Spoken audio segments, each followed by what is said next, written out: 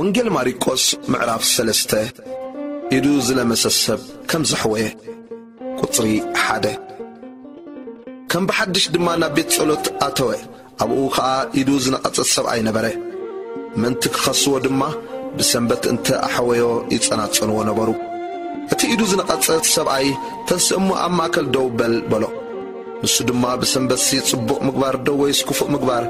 ምድሓን ነፍሲ ዶ ወይስ መቕታላ ይግባእ በሎም ንሳቶም ግና ጽቀጡ በቲ ድርቅና ልቦም ጉሂው ብኹራ ጠመቶም ነቲ ሰብኣይ ከኣ ኢድካ ዘርግሕ በሎ ንሱኻ ዘርግሓ እታ ኢዱ እውን ሓወት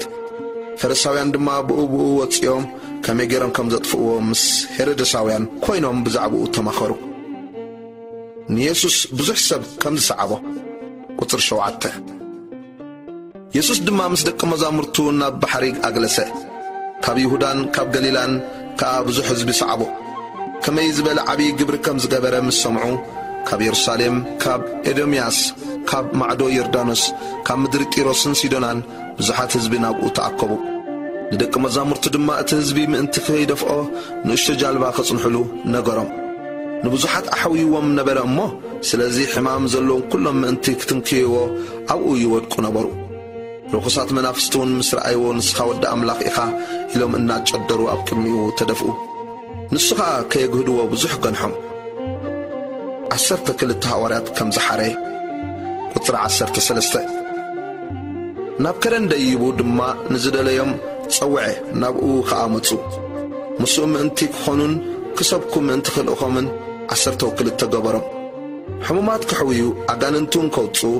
ድማ ስልጣን ሃቦም ንስምዖን ከኣ ጴጥሮስ ኣውጻሉ ያዕቆብ ወዲ ዘብዴዎስ ዮሐንስ ከኣ ሓዉ ናታቶም ድማ ባርኒጌስ ኣውጻሎም ማለት ደቂ ነጎዳ እንድርያስን ፊልጶስን በርተሎሜዎስን ማቴዎስን ቶማስን ያዕቆብ ወዲ እልፍዮስን ታዲዮስን ስምዖን በዓል ቃናን እቲ ዘተሓዞ ይሁዳ አስቆሮታው ድማ ቁጥሪ 20 ናብ ቤት ከኣ ኣተወ መብላዕን ጌራ ክሳዕ ዝስእኑ ከኣ ከም በሐድሽ ብዙሕ ህዝቢ ተኣከበ ኣዝማዱ ምስ ሰምዑ ተጸሊሉ ኢሎምዎ ነበሩ እሞ ክሕዝዎ መጹ ካብ ኢየሩሳሌም ዝወረዱ ጸሓፍቲ ድማ ብኤል ዘቡል ኣለዎ ነጋንንቲ ብሓለቓ ኣጋንንቲ እዩ ዘውፅኦም ዘሎ በሉ ኢየሱስ ጸውዖም ብምስላታት ከኣበሎም ሰይጣን ከመይ ገይሩ ንሰይጣን ከውፅኦ ይኾነሉ መንግስቲ ንሓድሕዳ እንተ ተፈላለየት እታ መንግስቲ እቲኣ ክትቀውማ ይትኽእልን እያ ቤት እውን ንሓድሕዳ እንተ ተፈላለየት እታ ቤት እቲኣ ክትቀውማ ይትኽእልን ሰይጣን ከኣ ንገዛእ ርእሱ እንተ ተጻረረን እንተ ተፈላለየን ይጠፍእ እምበር ክቀውማ ይክእልን ሓደ እኳ ቅድም ነቲ ሓያል እንተ ዘይኣሰረ